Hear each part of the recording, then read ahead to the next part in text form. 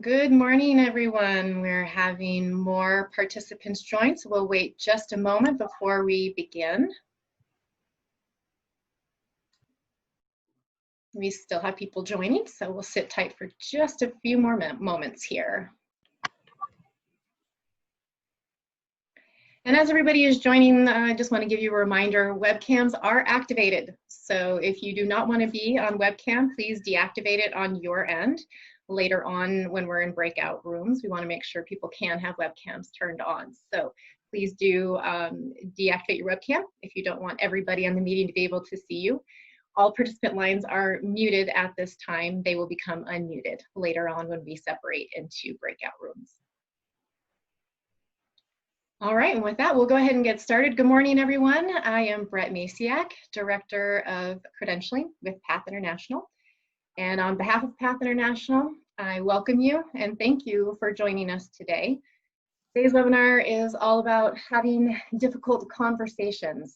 It seems that difficult conversations are around about every corner these days. And so we wanted to come together and be able to have a discussion about what those difficult conversations look like right now, and then also share ideas of how to navigate those conversations. So today we have 5 presenters with us, all with varied backgrounds. They come from different areas of the country. They're with different types of centers, different sizes of centers, and they all are offering different types of equine assisted activities and therapies at this time.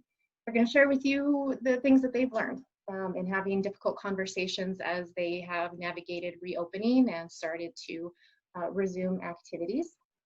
We have about a 45-minute presentation, and following that presentation, we will separate into breakout rooms. Each breakout room will be facilitated by a different presenter. And as I mentioned earlier, during those breakout rooms, we encourage you to activate your webcams, to have that peer-to-peer interaction, to help boost that interaction during those discussions. This webinar is being recorded, and the recording will be made available to everybody as soon as possible, and certainly before the end of the week. But without further ado, I'd like to turn it over to Aviva Vincent, who will introduce the rest of today's presenters. Aviva, the floor is yours. Thank you so much, Brett, and thank you everybody for joining. We were really excited to be able to have up to 100 people join us, and we're really excited to have hit that cap and excited to share the recording thereafter. So as Brett said, my name is Aviva. I'm here at Fieldstone Farm Therapeutic Riding Center in Chagrin Falls, Ohio. You're going to hear from each of us throughout this presentation, but I'm going to have each presenter just kind of say hi and wave so that you can see who's who. Since with cameras on, we can all see each other. So we have Maggie. Hey, good morning. Bozeman, Montana. We have Kim. Good morning. Up in Augusta, Michigan. Sarah. Good morning. In Los Angeles, California. Megan. Oh, morning. Currently in Lafayette, Colorado. And then Brett, who will be fielding questions in the chat. So as we're talking through the presentation, feel free to add your questions, your thoughts, any comments. We really look forward to connecting with you in the breakout rooms. So as we jump in, the first thing that I'm going to ask everybody to do is take a really deep breath, stretch it out, and if your camera's on, off, muted or unmuted, say the word no. No. No, absolutely not. So in having difficult conversations, one of the big challenges that we come up against is we are a field that likes to say yes. And we are going to talk through when we say yes, when we say no, when we say maybe, the gray ambiguous, everything in between. One of the main core topics that we're going to keep coming back to about having difficult conversations is that there is a consistency in the messaging. There's a consistency in initiating, in having conversations, and in engaging and following up or follow through of conversations. We're going to help hopefully our aim is to help you develop some language. Maybe it's the word no, maybe it's something that sounds like no, embedded within other words as well, but develop word language for your own messaging. We are both in different geographic centers as well as different size centers. And so one of the questions that I'd like to ask right now of all participants is to share in the chat to Brett, when we get into the breakout groups, if you would like to be in a certain geographic area or a certain size of a center, share your thoughts about what would be most meaningful to you, and we will do our best to accommodate later on. It at least gives us a heads up of where some interest is at, but each of us presenters are going to have the opportunity to facilitate a breakout room, and we would love to be able to meet your needs. So in the context of difficult conversations, yes, we are talking about COVID-19. However, I want to be very transparent that this is one difficult conversation, but the idea of how to initiate, engage, and discuss with somebody follows through to very complex conversations, simple conversations of all different types of topics. So we hope that today will also carry through to other types of experiences that you may have. So we are going to touch on whom you may be speaking with in these difficult conversations. So that might look like staff and program staff. It may look like volunteers, those who are not willing to come back right now, those who can't wait to get in the door, those who may be at risk, also the non-believers. We're also going to talk about participants. Some of us have been able to open our doors and welcome participants back, and some of us have not yet. And so those conversations may look very different. Talking directly with participants as well as the caretakers of those participants. Also with donors and community members, board members, major donors, people who are asking for what are outputs and outcomes, even now towards the end of the year, looking ahead to next year, what is our budget going to look like? How many people are we going to be serving next year? And sometimes we just don't know. So that messaging around how can we plan ahead? So we're going to touch on each of these topics in this presentation, and then hopefully we'll get a little bit deeper in our breakout rooms. The other piece of what we would like to consider, in addition to the who and the how, are the factors of those conversations, or those difficult conversations. So up at the top, the one piece that we tend to talk about but don't always give the how to is self-care. So if you're not in the state of mind to have a difficult conversation, it doesn't matter how much that other person is ready to engage, it is not the right time. So we're going to talk through some strategies for self-care, ways that you can kind of do that grounding, right? So sometimes it's closing the door, taking a deep breath, stretching it out, and saying no. Sometimes it's going for a walk and kinesthetic movement. We're going to give you all different kinds of ideas. Also having a really good grounding of that organizational policies that are in place. And if they're not in place, how to get them in place. Bigger umbrella of or liability and risk. So why are we talking about masks? There's a bigger question at play. Choice of words and semantics, and so we're going to go into some detail there, and then also the physical space in which conversations occur. All of these factors come together to create either the optimal or the not so optimal way of engaging in a difficult conversation. So we're going to go through that together. All right, so I am now going to turn this on over. Thank you very much. Great. So my name's Maggie Harrison. I'm in Bozeman, Montana. I am the center rep for Eagle Mount in Bozeman. I would hearken back to consistency. Know your policies, your center's policies. If you don't have them in place, I would avoid all conversations because you have to be consistent in your message. So set clear expectations. Make sure your staff, your core volunteers, and your families, your participants, teachers, whoever bring the students to you, know the procedures, and they agree to the procedures that you have in place to protect your staff, your volunteers, and the participants. A to Z, run some wacky scenarios. We've been doing that at Eagle Mount. We've so far this summer we're doing rolling 4-week sessions where we have 6 to 7 riders. I'm planning my October session. We're taking some time off to reassess what we've done through the A to Z continuum to see what worked, what didn't work, what volunteers we want to bring in, and we're hoping to have about 24 participants in the barn with us. And also, as we started this meeting, breathe. This is a very intense time. Everybody is tense. We're tense. We have a huge responsibility bringing people into the barn. Before you initiate a conversation, if you don't have the time to really have a heartfelt one-on-one, usually it's on the phone, at least in our case, don't do it. Just say, can I call you back? Listening, reflecting, and asking. It's so much easier just to talk over someone. This is it. We're not going to do it. This is what we have to offer, blank, blank, blank. However, it's a perfect time for us to step back, to listen, reflect, and ask. And we've been doing a lot of referrals to mental health clinics or to social service agencies, because we are not.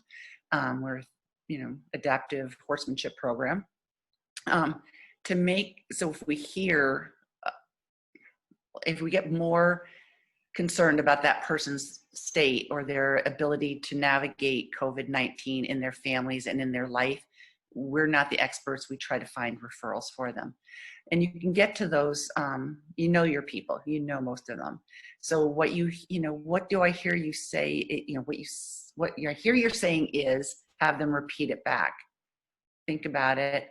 Can you say more about that? Follow up, pick something that maybe can lead to a deeper concern that they may have. I want to make sure I understand what you are saying.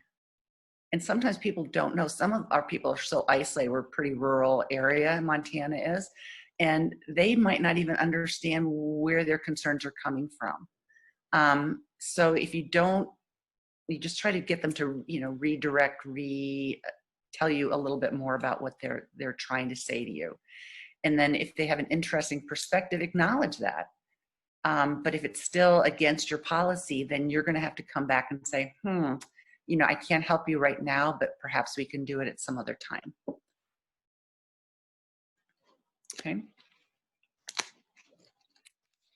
Big thing is stay on message. It goes back to consistency, your policy. You cannot make exceptions. Do not make exceptions. You will regret it totally. I don't know how many of you already run into that, but you can have some really pushy participants or parents. They do a really great job advocating for their kiddos. Do not make an exception. When our safety and our health is concerned, they're gonna have to understand. One thing I've been saying, and the fact that we're doing these really short sessions instead of our longer sessions, is as soon as it's safe to bring you back in, we will get you on the roster. You are now on my waiting list. Doesn't mean that they will ride the next 4-week session, but at least I can say we can reevaluate at that time. Stay grounded in the facts. Aviva talked a little bit about the non-believers, or there's so much misinformation out there. Make sure you stay in touch with your local and state and federal rules and regs overseeing COVID-19, and make sure you have the facts, because the parents, a lot of these consumers are very, very savvy, and they may hear about something like, I believe the CDC just yesterday rolled out back the 14-day quarantine. Well, as of today, our official policy at Eagle Mount is that we would do a 14-day quarantine if someone's exposed to COVID-19 individual. Maintain neutral opinion, even if you're not, and leave emotions out of it. Don't take it personally. I mean, we're pretty good about that anyway, as EAT industry involved people. You can't take it personally. This is for people's protection. It's for the protection of your organization and everything you represent. It's the future. We need to get a handle on this so we can continue. Okay. All right, conversations starters. Just remember, going back to not taking stuff personally, people already love you. Our participants love what we do. They wouldn't be coming if they didn't. So sometimes you can find something a little personal to talk to them about. How are you doing? So sorry you couldn't take that vacation. But then also with that, back it up with your talking points. You go back to your policy, be consistent. And if people are having a hard time talking to you, see they're frustrated, start the conversation, but go back to the deep breath. Do you have time to do it? And again, stay neutral if emotions start coming up to the surface. This is awful. No one wants to say no. We miss them more than they miss us in a lot of cases. And I think if you get that message across, that's hugely helpful in keeping them engaged. And there's so many neat things online too to help your riders stay and participants stay engaged, even if it's off-site. Stay neutral, find the positive. And again, that last paragraph on this slide is the best defenses in difficult conversation is to be able to say the same thing to all parties. Set a policy that is true to your organization and say it to all. Inconsistency causes big problems. And I don't know in your area, but we've been hearing more and more about lawsuits coming forward. I think they are frivolous and I don't think they'll go anywhere, but please be careful. And if you have a written policy that people sign off on, that they read it, they understand it, do not get away from that. It's for everybody's benefit and protection.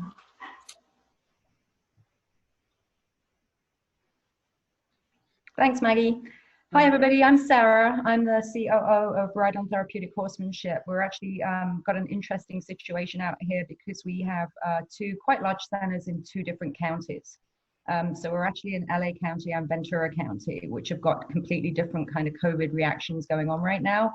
That being said, we have quite a large staff and we've had many kind of difficult conversations over the past few months since March when this started to actually happen.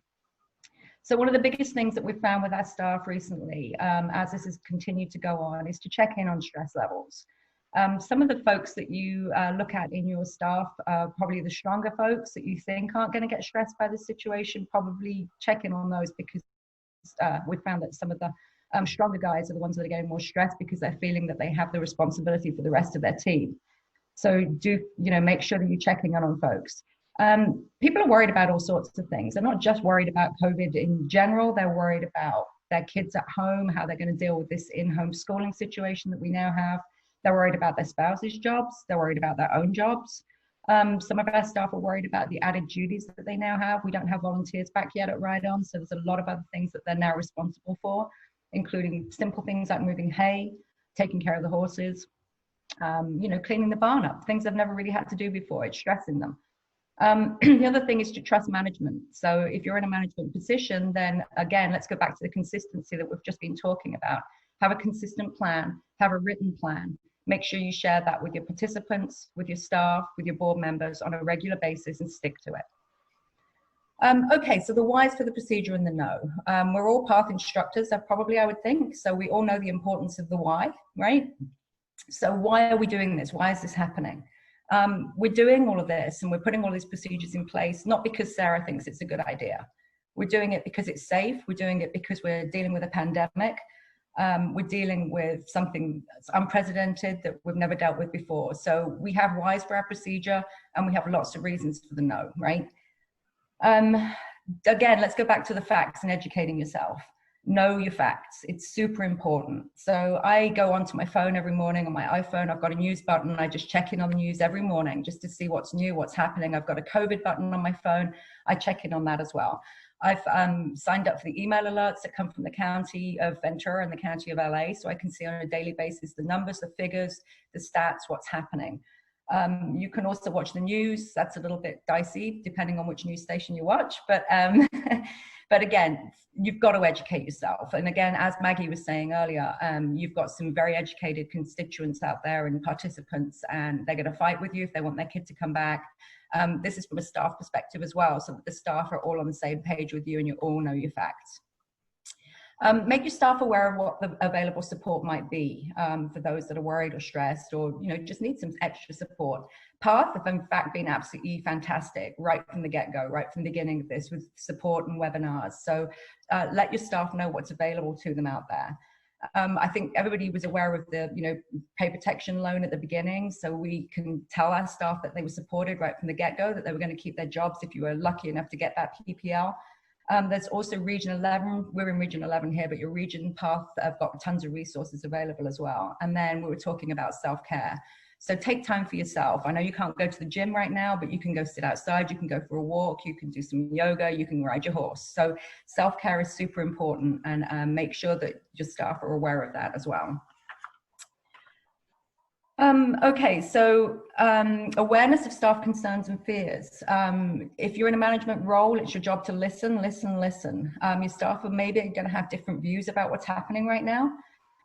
Be aware that if you're in a staff meeting or in a group setting, what you might hear from your staff might not be their realistic feelings. They might be feeling uncomfortable, they don't want to seem silly or over worried, so they're going to say that they're good with things that they're really not that good with. So you need to check in one-on-one, be aware of staff concerns and fears. Give them options. Tell them that it's okay if they're not comfortable. We're talking about bringing our therapy services program back right now, which is a very close contact one-on-one situation. We've told our horse handlers and our staff, if they're not comfortable, it's okay. They're not going to be judged or treated any differently if they don't feel comfortable in that situation, and we'll work our way around it. But you need to make sure that they're fully aware of that and that you are fully supporting them. We've kept our weekly meetings going, just Zoom meetings. Even if nothing's new, we've kept them going just to touch base. We have a very social job, and this situation has isolated most of us into our home settings or a situation that we're just not used to. We're used to chatting to volunteers, we're used to hugging our riders, we're used to hanging out with our parents. People need social interaction. So I think those Zoom staff meetings are still super important. So we touch in every week on a Friday, even if, like I said, we haven't got a huge amount to update ourselves on, but it does actually give us the option and, the opportunity to be able to update staff with, what's happening in terms of how we figure we might be able to go forward. Again, the procedures and the why, I think we've repeated ourselves a little bit there. So, and again, updated facts. Can't stress this enough. Keep yourself educated, know what's happening in your city, in your county, in the state, and in the whole country, and in the world. Keep yourself up to date. We're going to be also super important that we need to talk to our staff about changes that need to happen within the program. So that's going to be when we start to come back. We're going to have a completely different scenario in terms of temp checks and masks and cleaning and sanitizing. It's a new normal, so just make sure the staff are aware that things are going to be changing. Be consistent with your communication, and also give hope to staff and participants that we are moving in the right direction. One more thing that we want to just touch on with staff is scheduling. Scheduling is going to possibly look a little bit different or a lot different. At Ride On, we've only brought 20% of our riders back, our most independent riders right now. So the scheduling has taken a completely different look. We're doing just a couple of afternoons a week right now. What that means for staff is that we don't actually have the hours that we did have prior. When we were treating or teaching 240 riders a week, we don't have those hours available to staff right now. So just be aware that your instructors aren't changing their tune or their attitude toward COVID because they realize that maybe their hours are going to go away. So they need to, just make sure that you continue to be safe and appropriate in your outlook and who you're offering your lessons to. You might actually need to lay some instructors off. It's a really tough time right now from a scheduling perspective, but hopefully, that PPL that a lot of us managed to get will hold us over for a while. So that's what I have for discussions with staff.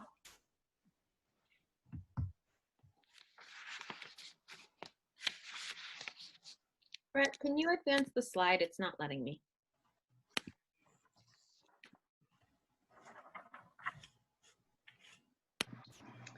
Actually, it's not letting me either. Let me try one. I guess I want to keep, I should probably keep talking. Let's see.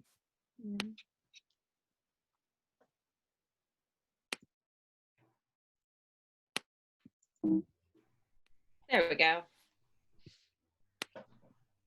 Okay.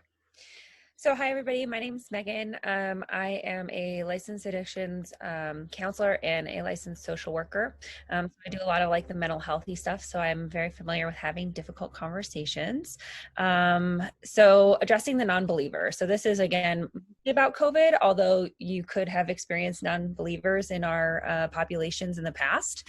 And so I'm sure you guys have some experience with this. Number one, again, just a reminder, breathe, self-care. If you're not in an emotional state to be able to have a difficult conversation, acknowledge that and take a break. It's okay to take a break. It's okay to not engage, like Aviva said, with people when you're not in a space to do so, especially given the fact that you are managing your centers, managing your horses, managing your staff. It's okay to not engage when you're not feeling up for it. ground yourself in what you know and believe, and acknowledge your bias. So we all have bias. Knowing your bias is super important. There are Harvard implicit bias studies that you can take, but probably you guys probably know kind of where you're coming from. And knowing your bias doesn't mean showing your bias. And that's like an important feature of having a difficult conversation, keeping it grounded in facts and not your feelings. Again, touching on what Maggie said before, it's not personal to you because it's professional to you, but remembering that it is personal to the client because it is their personal life. So it's professional to you, personal to them, and kind of mitigating that that relationship is kind of on us.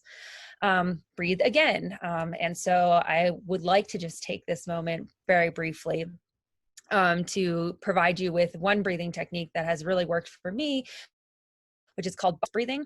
And I find, so I work in jails with deputies and officers of the law. So they often have a different perspective than me. However, I can connect with them on box breathing because it's the same breathing that snipers often use and that they're trained to use. And so I try to bridge that gap with someone who has different values than me, knowing that I will not change their values, knowing that I'm not trying to change anyone's mind about COVID, vaccines, any of that. I'm not going to address that. I'm really just needing to get them to wear a mask or understand the policy of our program.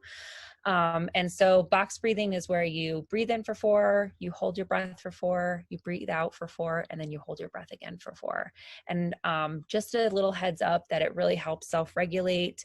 And so not just taking one breath and letting it all out in front of a client or letting out your frustration, but actually using an anxiety reducing technique that has been shown to be helpful to reset your heart rate, reset your breathing, and reset your mind. So the next piece is hold on to the current facts and laws. I know that there's a lot of ambiguity. Validating that the ambiguity in the COVID response is changing. Here in Colorado, we have a mandatory mask law. When you're in public spaces, you know, some people might try to argue whether this is public or private space, and not really engaging in those arguments, and just relying on your policies, and also changing policies based on facts, again, not feelings. Like, oh, it feels safe now, or oh, well, we've been doing this for so long that I want to move forward. I want to like go to the next level. I know that Path has outlined kind of one way to level up who you allow into your to participate, and so that they did a webinar on that a while ago that I think you can refer to, and we found very helpful. Referring to the CDC guidelines and your local guidelines, because everything's kind of different right now, which again speaks to the ambiguity, which is hard enough for everyone else to manage, let alone our clients and their families who have struggled with ambiguity for a long time. So in just acknowledging that. Be firm and consistent. Again, going back to consistency. Do not rely on volunteers to manage these difficult conversations. So I often say things like, hey, part of being a leader and an instructor is I have to have a difficult conversation with you, or I prep people for it a little bit. I don't want to, you know, sideline them and be all happy-go-lucky, and then their parent comes in and then suddenly turn into like a Grinch, you know? So I want to be like, hey, part of this is having to, part of like how I keep everyone safe here is having to ask you to put your mask on in the facility. And I often find I do this too with sometimes, again, going back to linguistic and using certain language and how language is changing. And so, yeah, we really don't use the R word anymore. That's not okay. I don't want to hear that in this facility moving forward, and kind of partnering with someone as you're providing them feedback that may be difficult for them to hear. Acknowledge where they are, okay? Meet the client where they're at, right? Or rider or participant. I recognize that you don't want to wear a mask right now. I understand, and I know that it's uncomfortable. I know that it's hard to ask your child to do this. I know we want things to go back to the normal. I know that you know, want this political person to win or whatever, and I know things feel uncomfortable right now. And I have to ask you to wear it because it's our policy. And our policies are very well thought out, and we have acknowledged this. acknowledging where they're at, and acknowledge that this will be difficult for you. And again, I want to remind you that you are not responsible for other people's actions or decisions. And so if they choose to not engage with you further, it's okay. And it stinks. And it's hard. And I don't want to say no. And I often start with that too. I don't want to say no to you. I wish it was different. I wish that I could have you riding and without a mask and being like back in the barn and going into the tack room in and out all the time. I wish that I could do that. And that's not where we're at right now. And if you choose to disengage for right now, you will always be welcome back when things change. Something like that. You can also refer to the liabilities. I mean, people, even I, in my personal life, I want to go see my family, right? And I know that that's a risk for them. And so reminding myself that, I would feel so terrible if something bad happened to them because I couldn't stay away to have a birthday cake with them, or something like that. And finally, breathe, stretch, take a walk, do whatever you need to do. And I encourage you to implement those into your day. So schedule your coping skills because your days are hard right now. Days are hard for everyone. So schedule your coping skills in. Even if you're feeling good, take that walk anyways, because you never know what's going to happen. And so keeping your day as flexible to your self-care is super important. Next slide, please. Okay, so modalities of conversation. So the medium is the message. So text, we all know that doesn't always come across the way we want it to sometimes. Tone is very hard to infer. Email, similar. It's nice to have something in writing, though, that people can refer to, because in the moment that they're hearing bad news, sometimes people can't actually access the prefrontal cortex and remember all that. And so it's nice to have something in writing. So again, some centers I know have put up signs so that they don't have to say no as much, but they can just say, refer to the sign. Of course, having a phone conversation or Zoom to be open for questions and that kind of thing is important. But I think having something in writing that people can refer to can ease the stress of you having to set those boundaries every single time, because people will try to push your boundaries, as I'm sure you know. Conversations in best are in person, modeling good behavior, having your mask on, covering your nose with your mask. I know I see a lot of people with the mask down here. That doesn't help. Like, we need it all the way up and covered. And I see doctors doing that too. And I'm like, guys, come on. This is not modeling good behavior. We got to be on top of this. It's very easy to become angry and frustrated with clients. And so recognize that. So I know that when I start feeling my heart rate increase, or I start to get red in the face, that's when I know I need to take a little break. Because I am very passionate about healthcare. I'm passionate about animal welfare. I'm passionate about our clients and our population. And so protecting them is really important to me. And I value that so much. And sometimes it can be lost in translation because I am so amped up about something. People may want to engage with you via media and say mean things. I would encourage you to have a blanket statement like, I'm sorry you're feeling this way, and please refer to our policies. Things are hard right now. We're all struggling. Please refer to our policies. Something like that. So it's hard to, we want to change people's minds. We do. We want to make people understand why this is so important to us or why we're passionate about something. But recognizing now is not really the time, or we're unlikely to be successful with that. And so choose your battles, right? And your battle really is protecting your population right now, and knowing your role as an instructor and doing the best you can given the information that we have. one thing that someone did come up with is like having a decision tree about difficult conversations. So maybe creating one for your center if it's not possible for volunteers to not have those difficult conversations, or if you have a bigger center and you can't always have that one-to-one with people, creating a decision tree for your staff, such as like, hey, this person, you see someone not wearing a mask. Okay, how to ask them to wear mask. Yes. Hey, I noticed you're not wearing a mask. Do you need one? I can get you one. Or if they're like, no, I choose not to, the decision tree says, oh, okay, I realize that you may not have seen our policies. Here is the list, and this is why you need to wear a mask. Okay, still no, or yes, or change. So that can be really helpful to kind of think about that before you have those difficult conversations, so that you can be prepared for any answer, kind of, because ultimately it does dial down to yes or no. Next slide, please. Okay, so feel the feels. As a therapist, not everybody likes to feel the feels. I don't even like to feel the feels sometimes. It's hard. I'm frustrated. People are feeling isolated. People are feeling disconnected. It's looking very apocalyptic here in Colorado with all the fires and the smoke and stuff like that. And so I encourage you to use, again, self-care. Use your, there are hotlines everywhere in Colorado. We have a crisis hotline. You can call them. Never worry alone. If something just feels bad for you and you're just not sure about safety, because COVID falls under safety. If you're not sure about like this client that you interacted with and now they're not going to participate with you because of their inability to wear a mask or whatnot, all things can go like south, right? And so never worry alone. Always consult with your peers. You can consult with hotlines.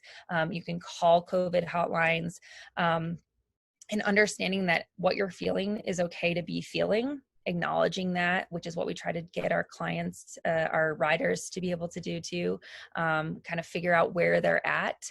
And once you figure out where you're at, you can figure out where you need to go and what kind of self-care activities you can do to get yourself into the headspace to be able to have those difficult conversations. So be kind to yourself. Okay, so I think I'm up. So rapidly changing environments, that has pretty much been our life since March, I believe. And for some folks, January. I can remember watching it on the news, and I think we were all pretty sure it was going to stay in China. And then it was just going to be in California because, it's California, it's okay. And then all of a sudden it was moving across the state. And so for the Midwest, it hit us pretty hard come mid-March. And then even then, I just thought I had an extended spring break. I was like, oh, great, I got 3 weeks off. That's fantastic. And now I am sitting at home and I am laid off, or I'm working, via text or to my offices at home, which is difficult. So know what those are. Like Sarah said earlier, there's the tracker. You can get stuff on your phone. You can get the alerts. You can watch the news, which is that's kind of a game of how much do you want to be frustrated at, depending on which channel you're watching. But all of those things are really great. Pay attention to your state and local. One of the things that this industry does really well is stay fluid. If we're not staying fluid, we're dead in the water, right? The industry has changed and morphed so much in the 50 years of its existence. If we were still doing what we did 50 years ago, we wouldn't be doing it. And paying attention to all of those things that are changing, pretty much have settled down now, but what is happening with schools? Are they in person? Are they virtual? Are they blended? Are they going to stay blended? Are they going to stay virtual? What is going on with all of that? In this area, we've got a mixed bag, from they're going to school full time at 5 days a week to they're doing hybrid classes where they're going twice a week and homeschool the other 3, to 100% virtual for a month, and then we'll wait and see. And everybody is still waiting on pins and needles. So how are your programs going to run and operate? And are you closely tied to how the schools are going? So we have to kind of just keep that information coming and going as much as we can. And I definitely have never been a news person, but find myself checking my app every morning and starting my day reading predominantly COVID necessary activities. Staying atop of state mandates, masks and quarantines, that's changing on a pretty regular basis as well. So I'm with Maggie. I think we still had under the idea that it's a 14-day quarantine. So I didn't check my tracker this morning, Maggie, so you're not alone. Okay, so with that, with the rapidly changing, that goes into really pretty much my next slide. All right, so tools and resources. Megan kind of hit on this as well. Find that mental health professional for yourself if you need to, for your staff. Look for any resources you can to kind of help with that piece. We are an industry of givers that we are not good at self-care. We will work a 60-hour work week and then wonder why we're tired Friday night and have no energy left for anything else. We have a high burnout rate in this industry under good circumstances. So thinking about all of that under extreme circumstances, none of us have lived through a pandemic that I'm aware of. So now we have to try to take all of this information in on a pretty regular basis and try to maintain our sanity. If you're at the bottom of the chain, you're that instructor who's just trying to sort it out, that's tough because you don't necessarily know what's happening above or why some of that stuff is happening. So go ask. If you're the guy at the top and you are trying to keep your team together and make those really tough decisions, and let's be honest, we're all trying to make those really tough decisions at whatever level we are in our organization, what are your resources? So, you know, if going home and having a glass of wine is what you need to do, then you go home and you have a glass of wine. However, make sure that's a healthy choice and that you're not having a bottle of wine or a supersized glass of wine. If that's how you're getting there, you need to maybe find a better self-care. So the other things we need to do is how do you help your staff members and your coworkers with those conversations or feelings, and feeling the feelings in a productive, healthy manner, because we also have a tendency to take it out on those we feel closest to. And in many organizations, that means our coworkers, because they are like our family. So how are we going to do that? You can also Google. Google is a beautiful thing, and a ton of mental health resources will come up. The National Mental Health Agency has stuff directed to specifically to COVID-19. If you Google COVID-19 and self-care, anything like that, things will pop up. We also have, as you see here, the COVID-19 self-care webinar is a great webinar by Jessica Dolce. Go ahead and look at that. There's resources on the PATH International website, anything like that. And as it says, practicing no, that I can tell you in the last 3 months, I have said no more than I have in the last 25 years of me being in the industry. So going into my office and actually practicing saying no before I pick up the phone and have the conversation has been key, because again, it is against my human nature to tell anybody no for any reason whatsoever. I'm the let's try this out and let's see if we can find a solution. And that sometimes is my answer, but ultimately I'm coming back to no on those. All right, so we can, again, lots of resources. Yep, thank you. More resources and tools. Again, check out those special recordings that has by Kathy Holm. Great. The other part is that we can look to your CDC governments. You want to also look at your world governments, so the WHO International. Then you have the National Institute for Health.gov. Look at your state, local, and OSHA.gov is another great one when you're starting to set up those policies and procedures that ultimately you're going to have to sit back on and try to help yourself out with. That's going to save you when you're standing there saying, no, we can't do this right now. And that sometimes is a little less stressful than flat out no. All right, so I think I'm ready. Perfect. Thank you so much.